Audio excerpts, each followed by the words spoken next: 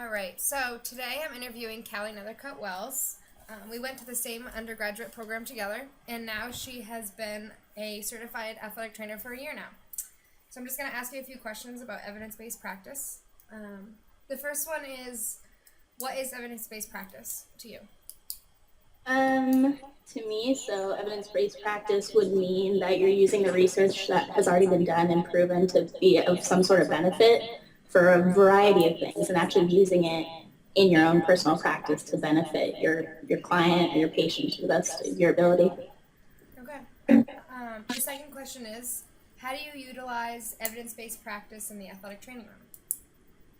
So that personally for me, since I work primarily at a high school, I'm like kind of the main one there. It's kind of up to my own kind of implementing. I do it when I need to primarily since it's a little bit busy being on my own.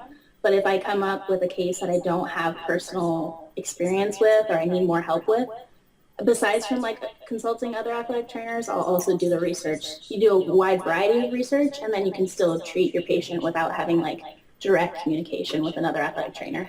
Okay, and do you implement that into the college too? Yeah, as well. Yeah, I find that I've needed it more through the high school just because I'm working more hands-on in more of like the rehab aspect, which is probably where I more use the EBP. Nice. Okay. The next one. Do you feel prepared to practice evidence-based practice? Absolutely, yeah. I think with the way that both of our clinicals were set up, we really had a good hands-on with our clinicians. For me, since I only did my clinicals in an athletic training room at the college, I could see how it was implemented into those specific athletes. So when I use that, I've already kind of done that. I've already had the experience of using that. And the best part that I've had too would probably be, even if you're in a certain like rehab setting, you can change it up. You can use the EVM or EBP in a change to the rehab so that if you're not really excited on the way that you're going or if it's not getting the results that you want, you can work towards that through a different sort of like, you can see what other people have done and see what's been effective for them so that then you can use it for your practice. Right. Okay. How much experience do you have with evidence-based practice? Well, So over the a lot, past year, maybe? yeah, a lot in the clinicals we did, but then just in my experience here at home, pretty frequently.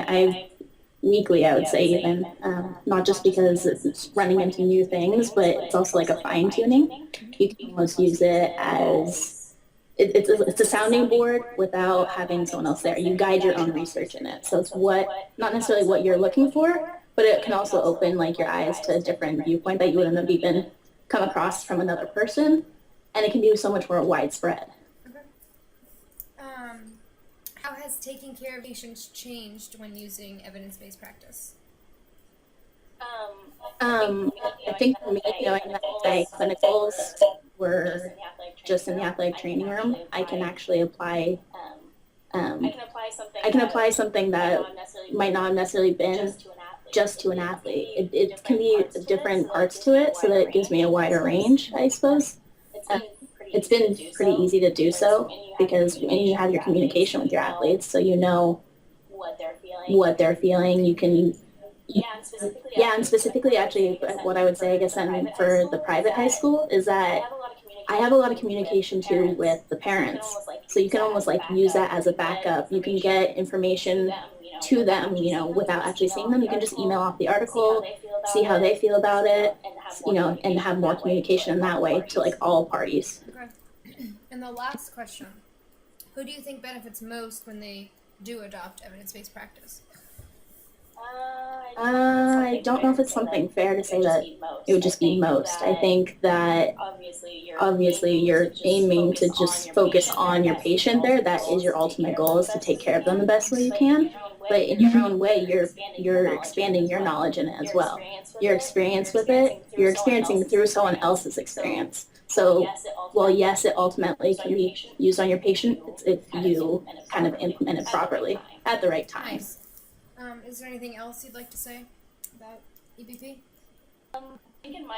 Um, I think in my undergrad, when I took my EB class, it was not as intense as I imagined it would be. I find that I think I use it more now than I even knew I would.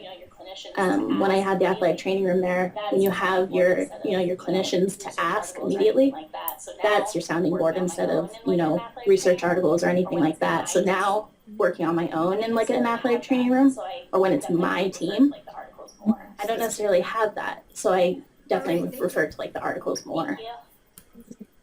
Yeah. One sec. Thank you.